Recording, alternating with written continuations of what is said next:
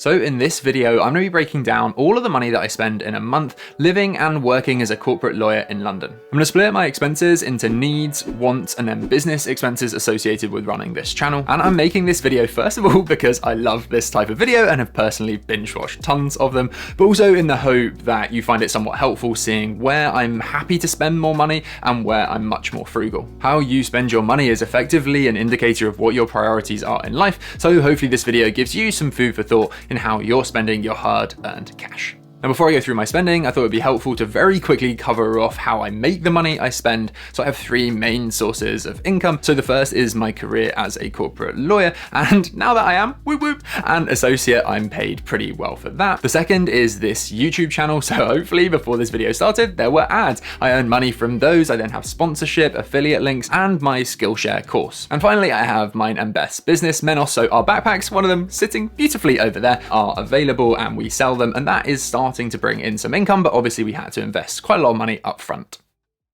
So let's start with my needs, and lots of these are fixed monthly expenses that just come automatically out of my bank account. Now do bear in mind as I go through this that I live with Beth, so my rent, for example, is much lower than it would be if I lived alone, but all of the other housing related expenses I cover for both Beth and me because I earn more than she does and we split the rent evenly. All right, so rent is easily my biggest expense other than this YouTube channel, which I'll come on to later. I spend £875 a month to live in this 2-bedroom flat. We've been here for around 2.5 years now, and Beth and I did consider around 6 months ago looking to buy, but we did our maths and worked out that it would actually cost us, given current interest rates, more in interest on our mortgage than it does currently to rent, and we wouldn't have been able to afford to live anywhere much nicer than where we are now. Now, £875 a month may seem like quite a lot for two people to pay, but I think we're really paying for the premium of having this space as a second bedroom, which obviously acts as an office, which is essential for working from home for us, and also as my YouTube studio, so something I really just couldn't live without. I then spend £95 a month on council tax,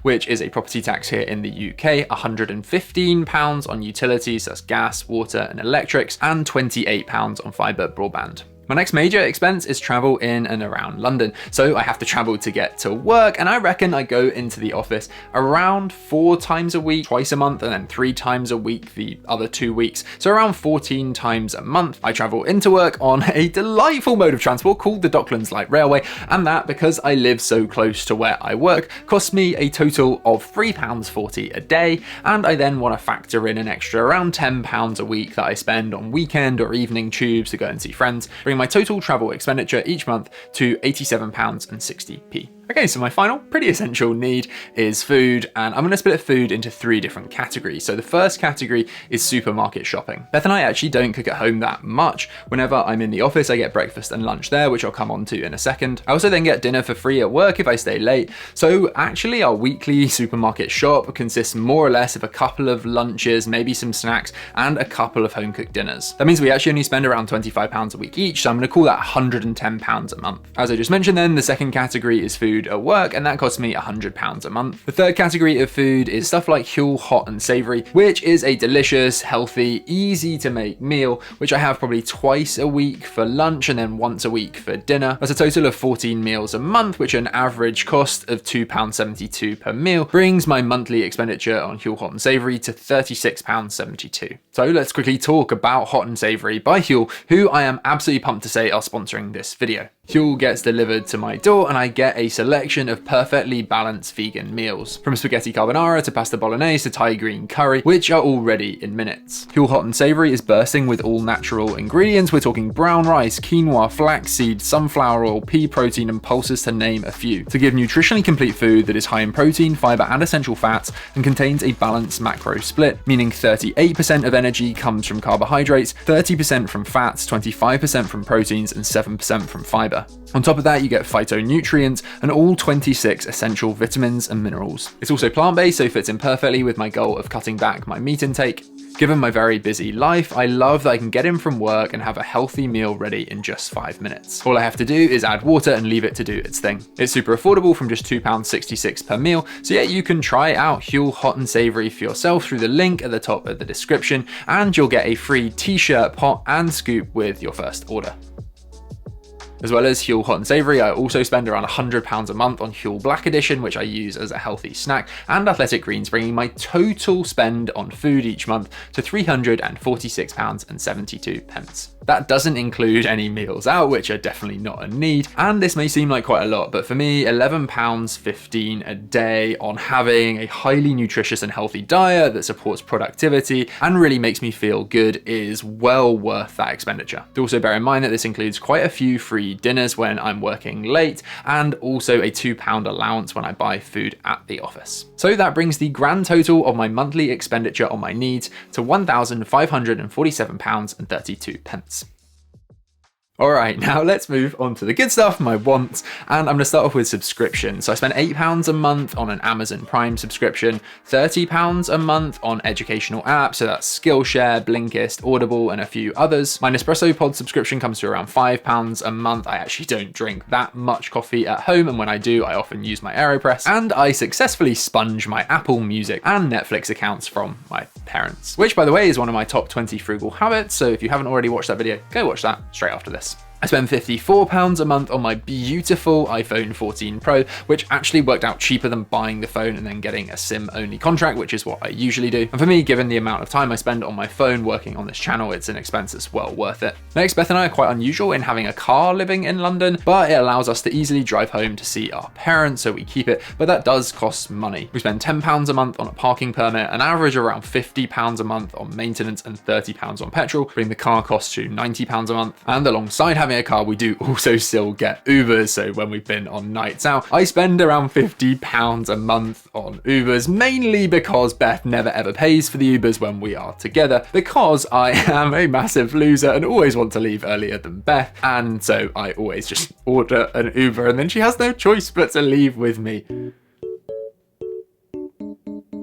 Next up, a pretty big expense for me, and this one did kind of shock me when I was going through my account, and maybe it's something I need to keep an eye on, but for now I'm okay with it. I really love eating out at nice restaurants, and so I've spent an average of £300 a month, and that's generally because I quite often like to pay for Beth to treat her. I've been trying to eat at really nice restaurants since I've qualified as an associate and have a bit more disposable income. Treating people to a nice meal out really gives me pleasure, so that's something I'm happy to do, but it definitely is a very significant expense and one I definitely wouldn't want to creep up much higher than it currently is. And following on that trend, I also have a habit when I'm on a night out, maybe 2 or 3 times a month, of spending quite a lot of money on drinks for people. So I spend around £120 a month on drinks on nights out. My final food expense is treats for people at work. So I've got into a habit of buying croissants for people, taking them in, and that costs me, I reckon, around £20 a month. It's a really nice thing to do. It gives me pleasure and it brightens other people's day. Something I definitely recommend possibly considering even if you're a junior in your team.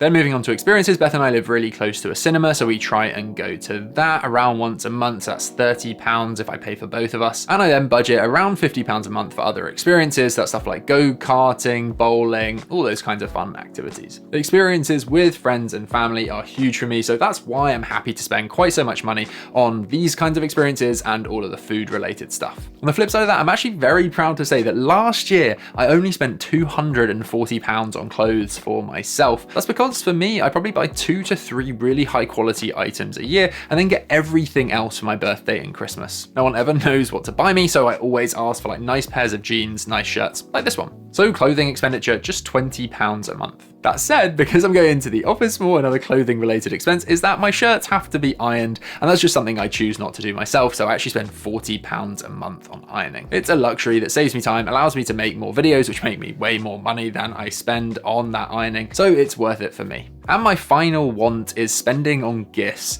This is actually almost kind of a need, but I want to treat people, and especially since my salary has gone up, I've really tried to make an effort to spend money on the people I love, but that does come at an expense. So I've calculated around £40 a month on gifts, but also around £1,000 at Christmas. That brings my average monthly expenditure on gifts to £120 a month. So that brings my monthly spending on wants to £937, giving a grand total on monthly life expenditure of £2,484 a month. Now, this is my general month-to-month spending, but doesn't include big purchases, stuff like furniture for my flat or tech that I buy, like my camera, or crucially travel. I spent, for me, it was pretty shocking to find out, £6,000 last year on travel. That did admittedly include a 3-week trip of a lifetime for Beth and me.